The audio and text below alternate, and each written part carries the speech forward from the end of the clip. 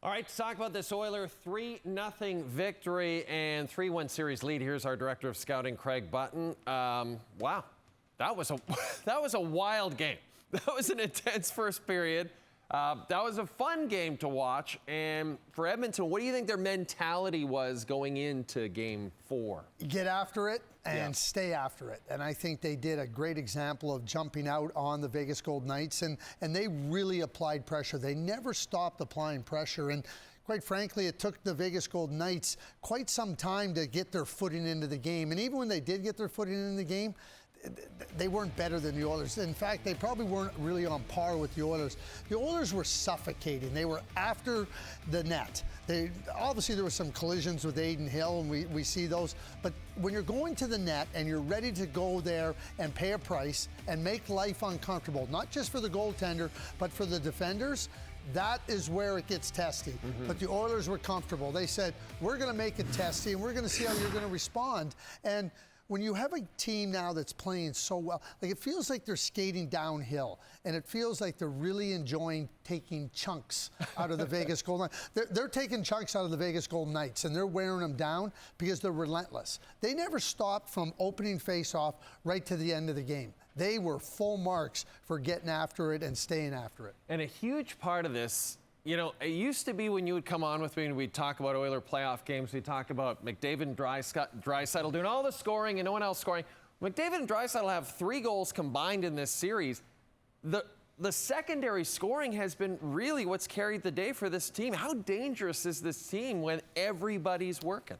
Dangerous. You know, one of the things that I'm watching now, and listen, before the playoffs, I thought that the Oilers were first-round fodder for the LA Kings, and they certainly looked like a team that was vulnerable. They don't look anything like that any longer. In fact, Jay, I'm watching this Oilers team right now, and I feel at this point in the playoffs, as opposed to this point in the playoffs last year when they were playing Vancouver, I think they look better right now. Hey, listen, it's surprising to me. Yeah. But you have to recognize that this team has really worked as a unit. They've worked in 4 lines. They don't have Ekholm, so they're getting strong play from their defense group. And when you start to look at a team now that is really dialed in, really dialed in, they look like a team that's, well, we know they're on a mission, but they look like they're ready to complete the mission. And the Stu Skinner question, this is something we've been talking about all playoffs. Picks up his first win of the playoffs. You thought he had a bit of a shaky start in Game 3, but he picks up the shutout in Game 4. Man, he looked good throughout. Yeah, I don't know if Rafe is watching this. I was at a restaurant picking up some food for dinner tonight, and four gentlemen, really nice. They asked me what I thought about the game, and the gentleman Rafe, he asked me who you think win. I said, I think Vegas. And he goes, why would you say that? I said, I don't have a lot of confidence in Skinner.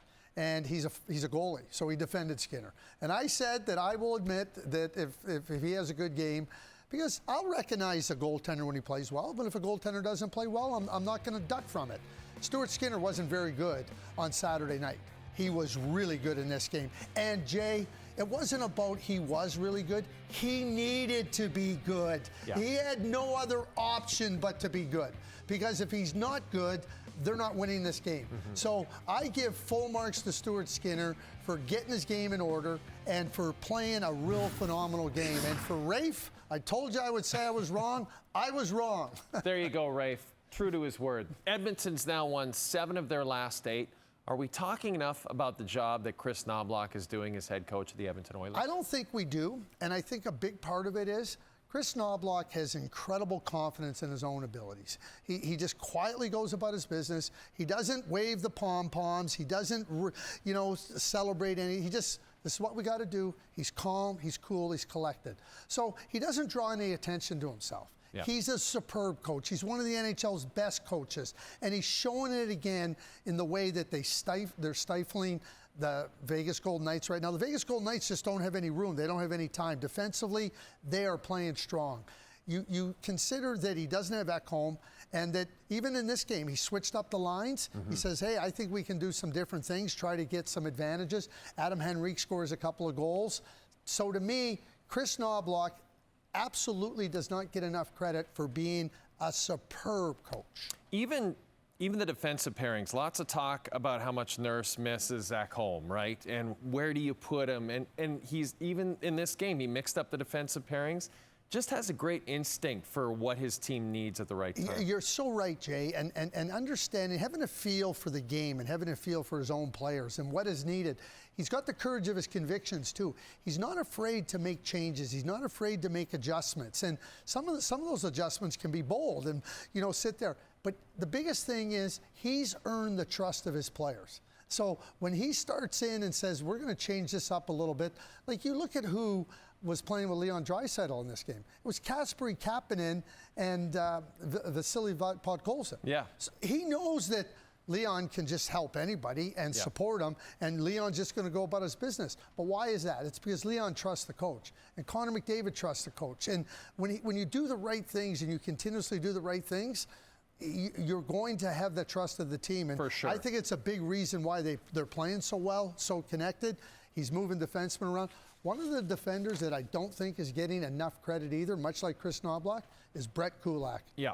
I think there's regular season Brett Kulak and there's playoff Brett Kulak. And playoff Brett Kulak, I want him on my team. Troy Stetcher too, right? Yeah. Playing big minutes in a tough situation. Game 5, Wednesday in Vegas. Edmonton can wrap the series up on Wednesday night. And Craig's not going anywhere. He's going to stick around. Later in the show, we will talk about the Leafs and the Winnipeg Jets.